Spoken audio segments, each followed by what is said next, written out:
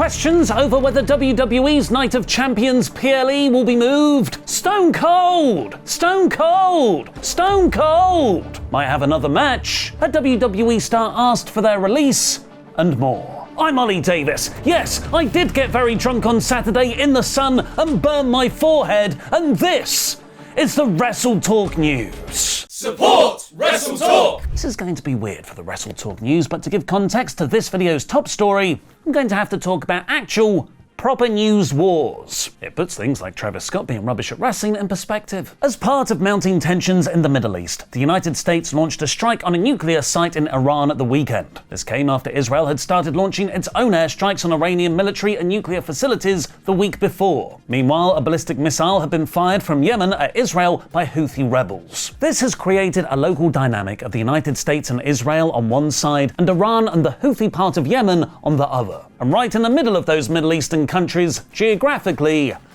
sits Saudi Arabia, which is the site of this Friday's SmackDown and Saturday's Night of Champions premium live event. Sean Ross Sapp has asked WWE about whether they would cancel or move the PLE considering the heightened tensions in the area. They haven't received an official response, but they did get word that the company is monitoring the situation closely. DW Insider also received no official response on whether the PLE was being cancelled or moved, but they have noted that a decision will have to be made by Wednesday, as that is when talent and staff are scheduled to travel to Riyadh. Some WWE crew are already in Saudi Arabia setting up the event. They are continuing their pre-production work. No talent have reportedly been told of any changes to these plans. Dave Meltzer of the Wrestling Observer, meanwhile, has tweeted, "The UK government has advised all citizens against going to Saudi Arabia and other places in the Middle East right now." As of right now, WWE has made no announcements regarding the shows Friday and Saturday. The UK government's foreign travel advice website actually says that they advise against all travel to within 10 kilometers of the border with Yemen and all but essential travel to areas between 10 kilometers and 80 kilometers from the border with Yemen. This is specific to the part of Saudi Arabia bordering Yemen, which is where the Houthi rebels have been acting,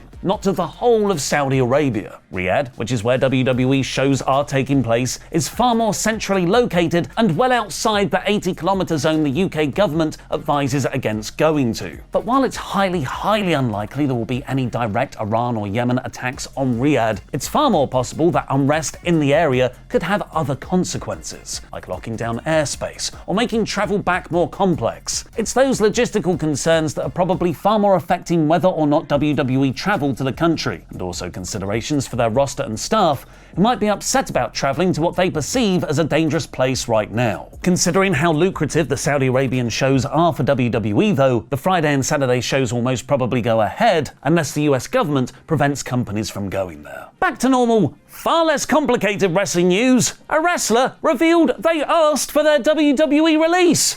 Yay! Or, oh no, Eddy Thorpe first joined NXT over 2 years ago, after first starting in New Japan back in 2015, where he had been one of the LA Dojo's standout graduates under his real name, Carl Fredericks. He had been frequently used on NXT over the last year. He had a fun storyline where he staged his own attack to trick Ava into giving him an NXT title match, where he turned heel in the process. While he didn't beat Trick Williams for the NXT Championship, he did beat him on the Vengeance Day PLE in a strap match back in February. It felt as though he was being positioned as an upper mid-card act for NXT in 2025. But then, on the 2nd of May, his name was amongst 16 others, like Braun Strowman, Shayna Baszler and Dakota Kai, as part of WWE's annual post-WrestleMania cuts. But in replying to a fan on Twitter, Fredericks has now revealed WWE didn't break up with him, he broke up with them first. I feel you, Fredericks. Same with me and Megan. I asked for my release from WWE so I could do something f***ing meaningful with my life. Yeah, that's what I did too, Megan.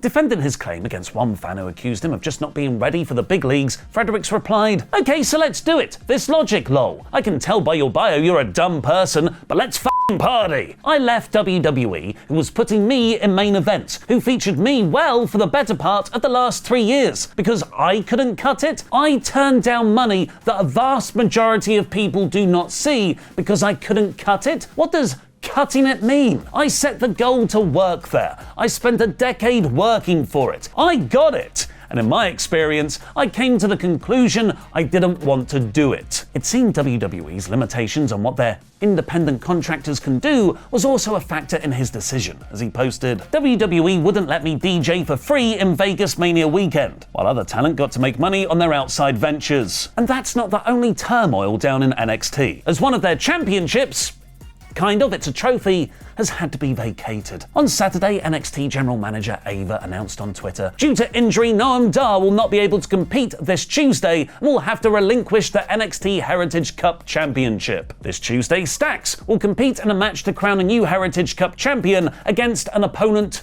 to be named. It was later then revealed that Stax's opponent would be Tony D'Angelo. Dar was last in action at an NXT live event in Florida on the 13th of June, Friday the 13th, which is presumably where he picked up his injury. Dar had only just returned from injury back in April after an 11-month hiatus. Now here's a special message from Turbo Jack, that handsome son of a bitch. I'm Eddy's wrestler Turbo Jack, and Turbo Jack's gonna shoot his shot. If that punk guy doesn't want to go to Saudi Arabia and fight John Cena trips, you can count on old Turbo Jack. Turbo Jack's still good.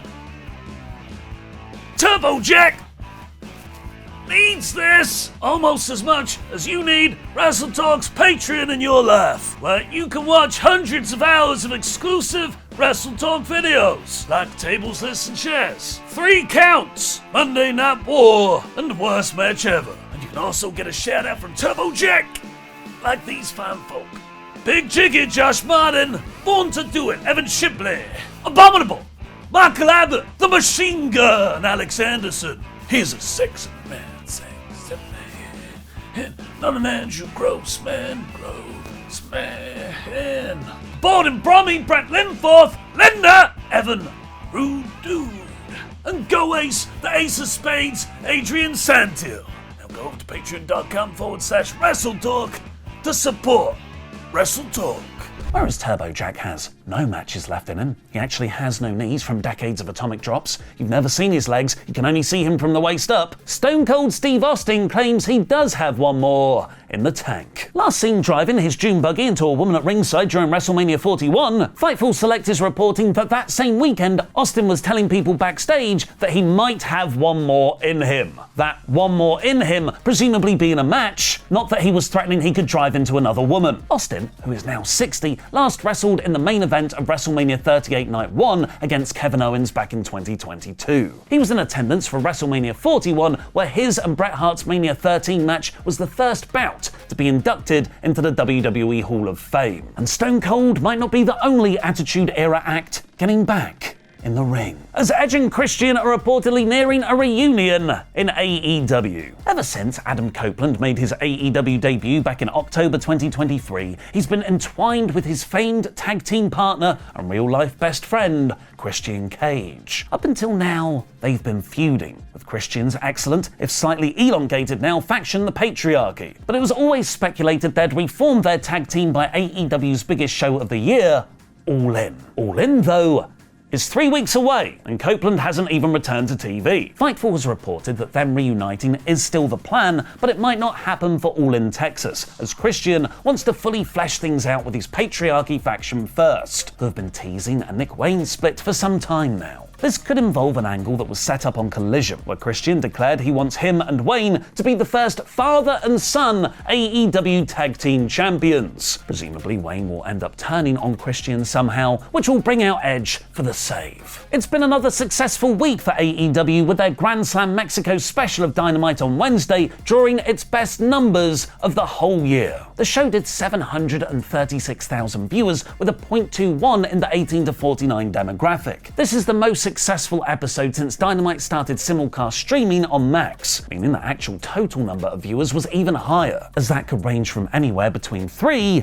and 1.9 billion extra people, depending on who you listen to. This was also Dynamite's best 18 to 49 rating since last July. And most interesting of all, the highest rated segment was Hangman Page doing his opening promo entirely in Spanish, which Meltzer points out goes against the conventional thinking for American pro wrestling shows, who typically believe if English isn't being spoken, the majority of viewers will tune out. The high number could also be down to the novelty factor of the show being broadcast from Arena Mexico though, which looked totally different different to normal. And in even more good news, Kota Ibushi returned to AEW on Saturday's Collision, after Mark Briscoe reminded everyone Kenny Omega had other friends. Ibushi took out Josh Alexander in the Callis family segment, and then got the better of a strike exchange with Okada. And Ibushi isn't the only wrestling thing that's back, because Tables, Lists and Chairs has returned, with me, Luke and Sullivan, counting down our top 10 wrestling heel turns of all time. Click the video on screen to watch it now.